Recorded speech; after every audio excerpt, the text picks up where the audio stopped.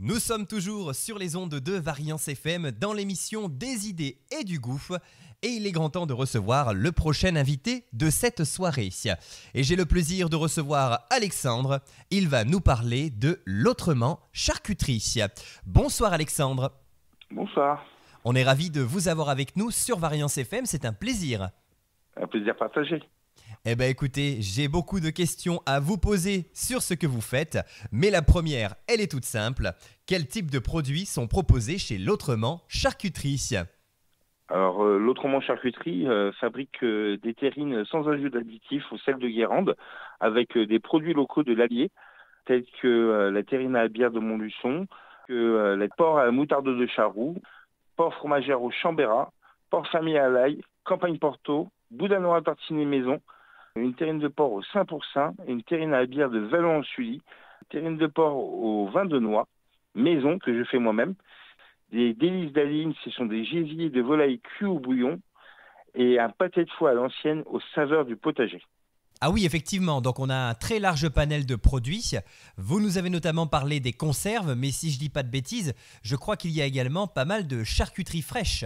Alors, tout ce que je viens de citer à l'instant, c'est toute ma gamme de conserves. Ensuite, j'ai une partie hiver où je me déplace sur des petits marchés où je vends du boudin noir, du pâté de tête, du saucisson à l'ail nature et du saucisson à l'ail fumé à la sure de chêne de Troncet. Ah oui, effectivement, donc vous utilisez des ingrédients très originaux. On va développer tout ça, évidemment, d'ici quelques instants. Mais avant, j'ai envie de vous demander quelle est l'origine de la viande que vous utilisez et surtout qui s'occupe de toute la partie transformation. Alors, l'origine de la viande, elle vient d'une partie du Puy-de-Dôme, une partie de l'Allier. J'achète tout en porc fermier d'Auvergne, à l'abattoir Hassenforder à Creuset-le-Vieux. Et la partie transformation, c'est moi qui m'en occupe. Et je fabrique environ 10 000 conserves par an sur une période de 3 mois de l'année, janvier, février, mars. Ah oui, quand même, ça fait une sacrée cadence, 10 000 conserves. Et je crois qu'en plus, vous êtes tout seul à travailler là-dessus. Je suis tout seul pour m'occuper de la fabrication, de la commercialisation de mes produits. Je fais des livraisons, je fais des marchés. C'est une très très grosse charge de travail pour moi-même. Et oui, ça se comprend totalement, mais en tout cas, vous avez le mérite de faire quelque chose qui est vraiment très chouette. Alors, vos terrines n'ont rien de classique. Vous y ajoutez donc des ingrédients divers et variés que vous avez cités tout à l'heure. D'où viennent toutes ces saveurs originales que vous ajoutez à vos terrines? Alors, le saveur original, en fait, c'est une question de rencontre. Cela fait 6 ans que je suis installé et j'ai eu la chance de pouvoir rencontrer le patron de la brasserie Blondel à Montluçon. J'ai rencontré aussi le patron de la moutarde de Charroux à Charroux même. Madame Gendreau qui est à 9 km de chez moi, qui fabrique le fromage frais de Chambérat. La cave coopérative à Saint-Pourçain-sur-Sioule et une petite brasserie locale à Vallon-en-Sully qui s'appelle la brasserie JNT. J'ai aussi la chance pour mon dernier développement de recettes de pouvoir rencontrer Monsieur Chignac qui est à Maunes-Vitrey, qui m'a fourni la sure de chêne de Troncet. Les tripes à l'ancienne de Montluçon, pourquoi Montluçon? Parce que j'ai travaillé à l'abattoir de chez Pluvigné à Montluçon et j'étais aux abats. Et c'est pour ça que depuis 6 ans, je leur achète les tripes. D'accord, alors effectivement, vous travaillez avec pas mal de partenaires, mais si je dis pas de bêtises, il y a également certains petits ingrédients que vous ajoutez à vos terrines qui viennent même de votre jardin. Et oui, cette année, j'ai planté 30 pieds de céleri branche en permaculture. Alors, permaculture, c'est une science sur la vie du sol, un jardin en fait qui fonctionne sur sol vivant. J'obtiens de très bons résultats, je n'utilise aucun pesticide. C'est vraiment une qualité de légumes qui est extraordinaire pour mes produits et qui se sent au goût. Ah oui, d'accord. Ah bah c'est plutôt chouette de pouvoir travailler avec les produits de son propre jardin. C'est une certaine fierté, hein, j'imagine. Oui, c'est aussi du temps. Et oui, forcément, hein, tout travail demande un petit peu de temps, mais au final, quand on a le résultat, eh ben, on est vraiment content de ce qu'on a pu faire. Eh oui, tout à fait. Et alors, du coup, parmi toutes vos recettes, quelles sont finalement les recettes signatures, les recettes les plus incontournables qui plaisent vraiment à vos clients? Depuis les débuts de l'activité il y a ça 6 ans, la terrine de la bière de Montluçon, c'est la moutarde de Charroux, au vin de Saint-Pourçain, la fromagère au Chambérat. C'est vraiment des incontournables de mon entreprise. Ensuite, vraiment celle qui je porte une affection toute particulière, c'est en développement de mes nouvelles recettes de cette année. J'ai créé la terrine de porc fumé à la sure de chêne de Troncet. C'est une histoire de rencontre. J'ai rencontré Monsieur Chignac, qui a la scierie à Maunes-Vitrey, et qui a eu la gentillesse de me donner de la sure. J'ai acheté un fumoir et j'ai fait des tests et j'ai réussi justement à avoir une saveur avec cette sure de chêne qui est incomparable. D'accord, ah bah oui, c'est sûr que ça doit être très original. J'imagine qu'on a un goût de fumée assez prononcé. Bien marqué, mais léger, puisque en fait il n'y a que la viande de porc maigre qui est fumée, pas le gras, pas les oignons, pas les autres produits. Il n'y a vraiment que un fumage qui est exercé pendant une durée de temps de 6 heures. Et alors, comment se passe la fabrication d'un pot de charcuterie? Quelles sont les étapes que vous suivez?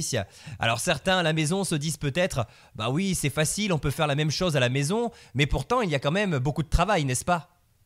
Ah, il y a un travail qui est énorme. J'ai un autoclave qui est un 104 quarts.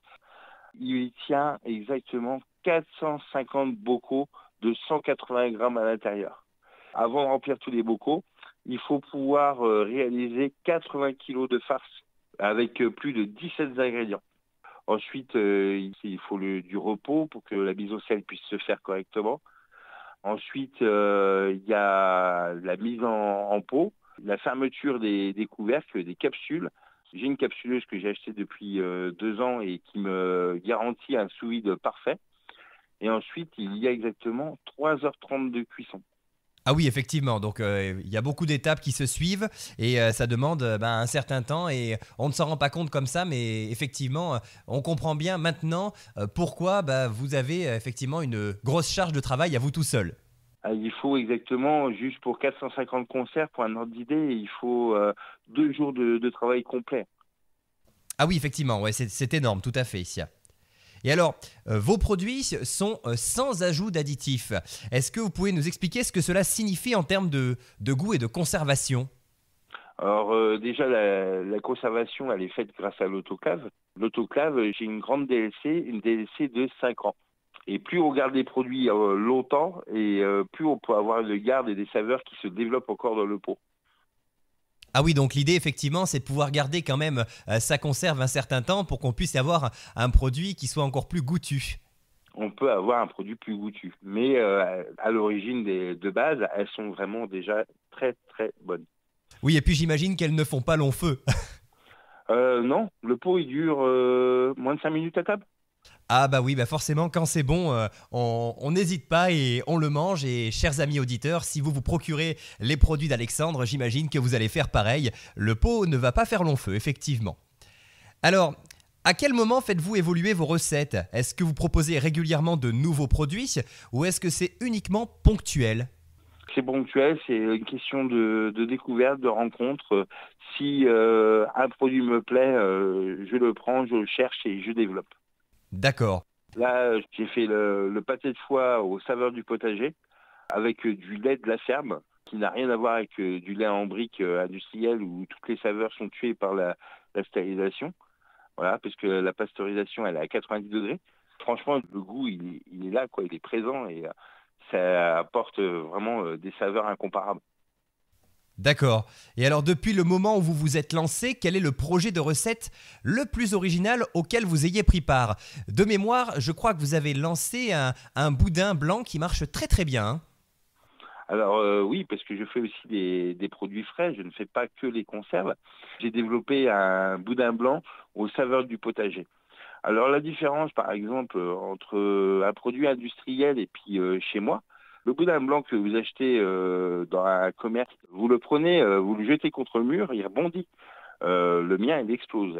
C'est toute la différence de qualité. Et il m'a fallu des années, puisque j'ai commencé mon métier à l'âge de 16 ans et demi. J'en ai 43 ans, j'ai 43 ans aujourd'hui. Et il a fallu faire, refaire, recommencer encore, perfectionner, chercher, et jusqu'à avoir un résultat magnifique. D'accord. Bon, en tout cas, chers amis auditeurs, ne cherchez pas à lancer votre boudin contre le mur pour savoir s'il résiste ou pas. C'est pas une bonne idée, mais une chose est sûre, c'est que les produits d'Alexandre sont eux bel et bien de qualité. Et contrairement à certains produits industriels, vous n'avez pas beaucoup de gras dans les vôtres, c'est bien cela?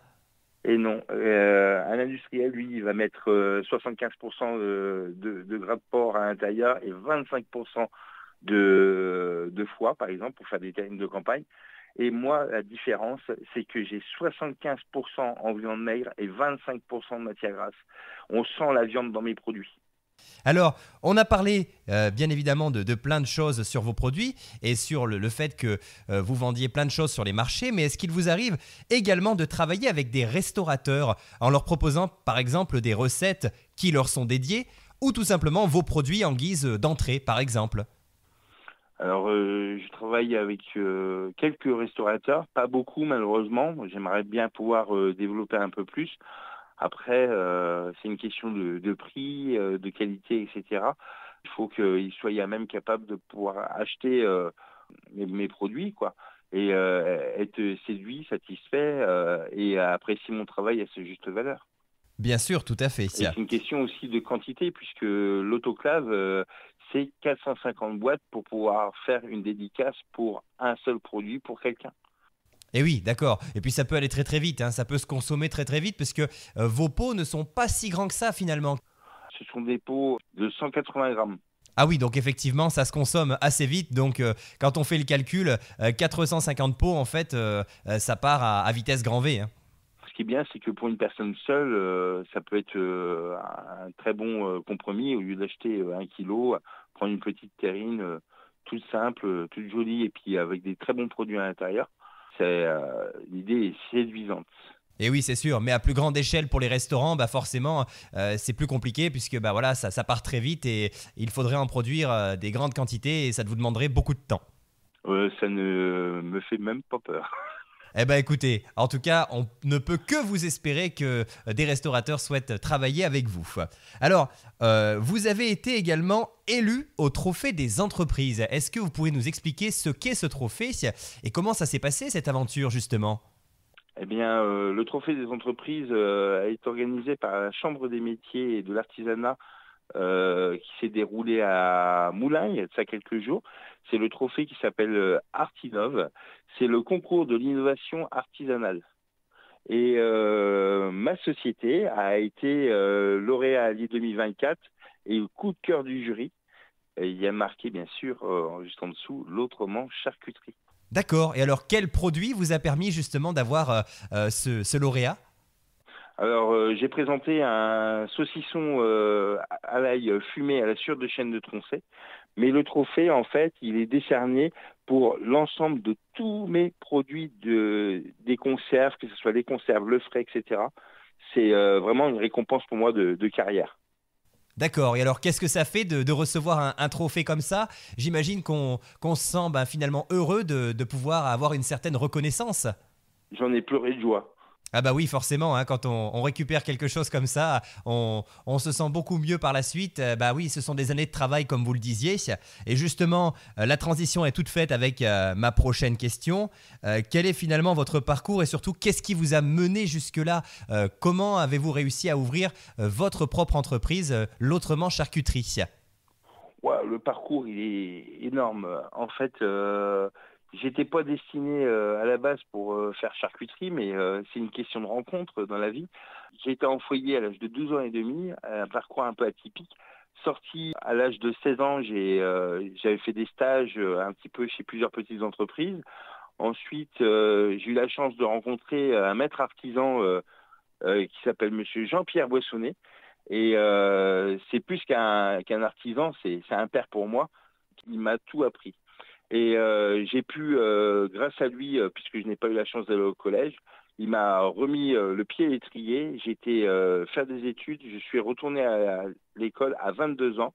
Et j'ai fait au total, avec le CAP cuisine que je n'avais pas eu la chance d'avoir, j'ai au total maintenant un CAP, une mention complémentaire charcutier traiteur et un brevet professionnel. Ah oui, donc effectivement, ça donne aussi de l'espoir à toutes les personnes qui ont eu des problèmes dans leur parcours scolaire et qui par la suite peuvent potentiellement réussir comme vous venez de le prouver en fait. C'est une question de volonté surtout. Il faut pouvoir. Je suis, comment dire, je suis du signe du bélier. Moi, je suis fait pour pouvoir entreprendre, pouvoir pousser des portes jusqu'à ce que j'arrive à quelque chose et à un résultat. Eh bien écoutez, en tout cas, c'est un formidable message que vous venez de passer sur les ondes de Variance FM et on vous en remercie. Alors, j'ai une dernière question pour vous, Alexandre. Quels sont vos réseaux? Parce que les gens ont peut-être envie de vous suivre. Du coup, où est-ce qu'on peut vous retrouver? Vous avez peut-être une page Facebook, un site internet, peut-être même un lieu dans lequel on peut venir vous voir directement? J'invite fortement les auditeurs à faire un suivi sur Facebook, l'Autrement Charcuterie, en mode de recherche, et faire un suivi pour pouvoir savoir où je suis le week-end, puisque je travaille qu'avec des associations. D'accord, ah oui, et vous êtes présent un petit peu partout sur le territoire, on en discutait en amont de cette interview. Alors justement, je vais me permettre de citer quelques dates sur lesquelles on pourra vous retrouver. Vous serez notamment le 3 novembre au marché d'automne de Malicorne, vous serez le 16 et le 17 novembre au salon des saveurs et de l'artisanat à Moulins, le 23 novembre au marché de Noël de Préverange le matin et de Saint-Angèle l'après-midi. Le 30 novembre et le 1er décembre, on vous retrouvera à Vaud au marché de Noël également. Ensuite, pour le week-end du 7 et 8 décembre, vous allez partir un petit peu ailleurs. Vous allez quitter notre région, mais vous allez aller dans un département proche, la Creuse, pour les marchés de Noël de Boussac et de Chambon-sur-Oise. Et on vous retrouvera également fin décembre, puisque le 13 décembre, vous serez à Villebray l'après-midi. Et le 21 et le 22 à Domérat pour le marché de Noël. Donc effectivement, on vous retrouve un petit peu partout sur le territoire. Et on peut retrouver donc toutes ces dates, j'imagine, sur votre page prochainement. Tout à fait. Bon, super, on suivra évidemment tous vos réseaux. J'aimerais pouvoir dire une chose aussi, mais mes produits, ce ne sont pas des produits comme les autres. Ce sont des produits, c'est des bijoux. C'est des produits qui ne se font plus. Ils se perdent. J'ai été immatriculé il y a de ça 6 ans à la Chambre des métiers et du commerce. Franchement, j'étais le seul charcutier qui a été immatriculé à la Chambre des métiers il y a de ça 6 ans. Des produits comme les miens, vous ne les trouverez nulle part ailleurs. Et comme vous me le disiez tout à l'heure hors antenne également, il est vrai que lorsqu'on vous trouve sur les marchés, vous avez parfois une très longue file d'attente devant votre stand. J'ai plus de 20 personnes pendant une durée de 3 heures continue qui font la queue ne serait-ce que pour un petit morceau de boudin noir chez moi. Ça prouve que ce sont des produits de qualité. Alors, chers amis auditeurs, saisissez l'opportunité et procurez-vous les produits d'Alexandre. Vous ne serez pas déçus. Merci encore d'avoir été avec nous, Alexandre. Avec grand plaisir. Et puis, on vous souhaite le meilleur pour la suite et on n'hésitera pas à repartager vos dates et surtout, bien sûr, repartager vos produits à l'occasion lorsque vous développerez de nouvelles choses.